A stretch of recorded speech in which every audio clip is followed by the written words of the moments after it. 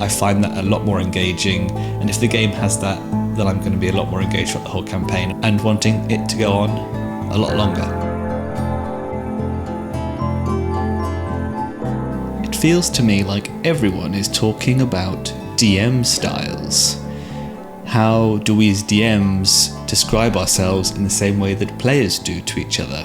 How do DMs measure or describe what they want out of a game? How do they talk to each other? How do they approach potential new players and say, this is how I like to run a game? So in this video, I'm going to talk about my own hot take when it comes to DM styles, and I'm not actually going to talk about DM styles. I'm going to talk about what I think is a bit more useful, to me at least, in determining what kind of DM that I am. So without further ado, let me introduce my way of measuring DM styles, and I call it the pyramid of needs. No wait, the hierarchy of requirements. No wait, the DM hierarchy of needs. That's it, that's the one.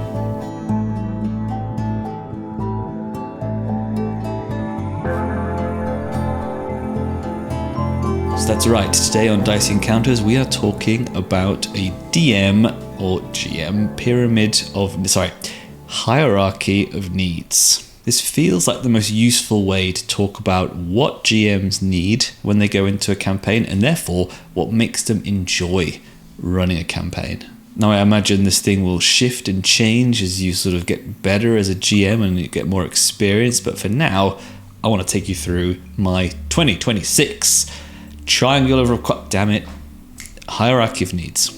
So what is the first tier of my hierarchy of GM needs? What is the thing that I need as a minimum to want to run a game? Well, that thing is a clear game vision. Now, a clear game vision may seem like something that surely every game has. Every game should be able to tell you what it wants the players to do, what the game wants to tell, what kind of stories it wants to tell. But I will give you one glaring example of a game that does not have a clear vision, and that's Dungeons and Dragons. Surprise! Now I know it's popular to hate on D&D, or not, I can't keep up, but this is why D&D is not a game that I want to run, because it can't even get onto the first rung of the pyramid hierarchy. And everyone knows by now that D&D used to have a clear game vision back when it was invented. It was about dungeons and collecting loot and killing monsters and leveling up.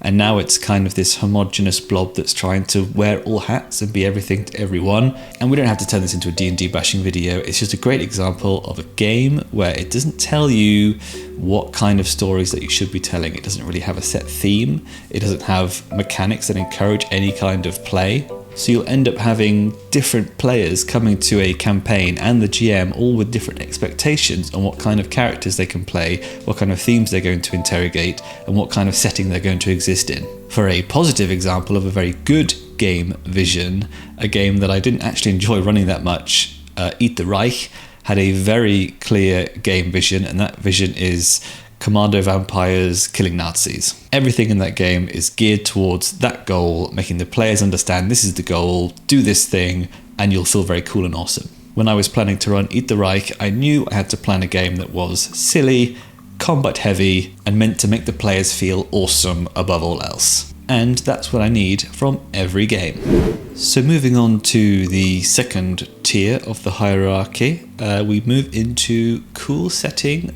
/ world building. Now I've split this into these two things because it depends on whether it's a setting that the game is giving me or it is a world that I am building myself. But for me, I really need the game to have a cool and interesting setting. I've read some role-playing games where the mechanics are really cool, it's a really interesting concept, the vision is clear, but the world is very meh. My favourite example at the moment for a really cool setting is the game I'm playing at the moment, which is Heart. And I have a lot to say about Heart, which will come into a future video in the campaign wrap-up. But one thing is undeniable, and that game has a very cool setting. I think the setting in Heart not only is one of the best tabletop role-playing settings, but I think in terms of any media, books, films, TV shows, you name it, I think the world of Heart is up there. And therefore, even though I don't totally vibe with most of the mechanics, I am so happy to be in that world every week. In terms of world building, like myself actually building the world, it probably comes more down to genres. I'm much more comfortable building a world inside something like sci-fi, where I have a lot of reference points and I think a lot of stuff is very cool, compared to things like post-apocalypse, where I don't really care for it, to be honest. And this is a very subjective thing, right? A game that I would love to run is Slug Blaster, but I was not a skater kid when I was growing up. My players are definitely not going to want to play angsty teenagers. It's probably never going to happen. So much so that I'm actually wanting to put those mechanics into a different game just so I can play them. So yes, give me a cool setting, give me awesome world building opportunities, potentially with weird stuff and robots. Okay, we're getting up to tier 3 now of the hierarchy, and tier 3 is definitely a bit of a gatekeeper. It's sifting out a lot of games right now, because to get to my perfect games, to get to my hundies, your game needs to have narrative mechanics. So what do I mean by narrative mechanics? I mean games that reward, promote, and incorporate role-playing into the mechanics. Great examples include things like Blades in the Dark, where you have XP triggers that mean you have to roleplay some things like your flaws, or your traumas, or your vice, or your background in order to earn XP. You have no choice but to roleplay out your character and also your character class as well to progress in the game. There is no XP for killing, there is no XP for looting, it is down to telling a cool story. And it took me about 5 minutes to start talking about Blades in the Dark, so we're about on time. Another good example is Hearts Beats, where players have to pick certain story beats and moments to achieve in future sessions, and that is the only way to level up their characters. And again, it's a very subjective thing, but for me, when I'm running a game, I find being involved in what's going on and making adjudicating decisions based on the narrative, talking about how the world responds to what the players are doing, talking in a sense of what's happening rather than in an abstract world of numbers and dice rolling. I find that a lot more engaging, and if the game has that, then I'm going to be a lot more engaged throughout the whole campaign and wanting it to go on a lot longer. So coming in at tier number 4 is quite related to the last thing, but slightly different and harder to achieve. It is frictionless mechanics, or verisimilitude.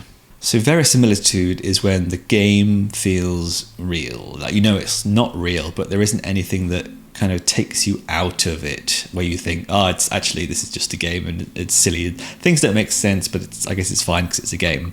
Things like being able to heal completely overnight, or like when your mighty level 18 hero just drops their sword because they rolled a 1. It just takes you out of the fiction totally. So it may feel similar to tier number 3 with the narrative mechanics, but there is a slight difference. Games like Daggerheart and their Hope dice, they would pass tier 3, but they would actually stop dead here at tier 4. So in Daggerheart, you have the standard binary success or fail on actions, but you also have a kind of advantage, disadvantage built into every roll. This adds a narrative flair to the dice rolls, which is great, but you will find yourself constantly stopping the action to discuss as a table what that means. What does a failure with advantage mean? What does a success with disadvantage mean? Because you're trying to translate these abstract numbers into fiction, it has that friction. Ooh, it rhymes. On the flip side, if we go back to, yes, Blades in the Dark, in that game, when you roll, you look at the fiction first. In fact, in Blades in the Dark now, it is quite common for you to know the results of the roll or the potential possibilities of the roll before you even make the roll. And it makes a big difference to start the action in the verisimilitude, where we're thinking about how easy the thing is going to be for you to do that. How much danger are you in? Are you rushing? Do you have loads of time? What are you personally doing to make this easier to do? What are your friends doing? And then when you get the result of the roll, you can say, this negative thing happened because of this thing that we already discussed. Maybe this person failed to help you in some way. And this is really important to me because as a referee of the world, I really want to discuss it as a thing that makes sense. And if I need to adjudicate roles, I need to pick things that make sense. And I think this is one of the biggest strengths of TTRPGs and why they're so engaging and fun, is because unlike things like video games, you have a GM who can make the world react in the way that it should and make sense. I think a lot of games are a bit too video gamey, where there's a lot of things that don't really make sense and we just kind of have to hand wave away. And I think a big part of that is priming the players to know that this is the kind of game that they are entering. Just because it says that they have a +5 stealth doesn't mean that the guards are going to miss this massive sword on their back. So we are at the top of the pyramid hierarchy. What could it be? My top tier of my GM hierarchy of needs, the thing that if I achieve it is the gaming nirvana, is drama. So why on earth do I need drama more than anything else? It sounds rather silly and unsophisticated, doesn't it? But if you think about it, every great moment from your favorite films, books, role-playing games, whatever it is, those moments were probably soaked in drama. The drama is kind of a catch-all word for the feelings of investment that we get, but it's also those moments, those story moments, that really affect us emotionally. And it's a very tricky thing to generate drama out of nowhere. You can't just drop your player's childhood rival in the first session and then hope that that's going to feel interesting. But the most fun I've had as a GM is building those breadcrumbs and building those story moments that lead up to this dramatic moment that the players are going to remember for a long time, and that literally has them on the edge of their seat. And funnily enough, this is my favourite thing about Heart, the game, because you can generate drama so easily because you can literally place anything anywhere you want. And what's more with Heart is you can create these dramatic moments without breaking tier number 4, because the actual in-game universe understanding is that the Heart will read the player's minds and desires and put those things in the universe in front of them. And it works with tier 2 because the setting itself makes it very strange and cool and awesome. And it hits tier 1 because it literally says at the beginning, this is what the game is about. And I'm really enjoying my last few sessions of Heart because there is so many things that I have planned and plotted for the whole campaign that will actually have payoff. Those are the moments that make me want to GM, the moments that I need to strive for in every role-playing game that I run. And I can run games that don't have much drama if I need to, or maybe it's super limited. But, if you have a game that allows awesome drama like Heart does, well, that's a shortcut to my heart. And that's it. That is my hierarchy of GM needs. It's my hierarchy, not yours. Yours will probably look completely different, but I think it's interesting to think about and to sort of show other people this is the kind of games that I like to run, and see if theirs kind of fits your style as well. I'm curious to know what your hierarchy looks like. What are your non-negotiables as a GM? What's your top need? Why not drop it in the comments and give us a little like as well whilst you're down there, and I will see you next time.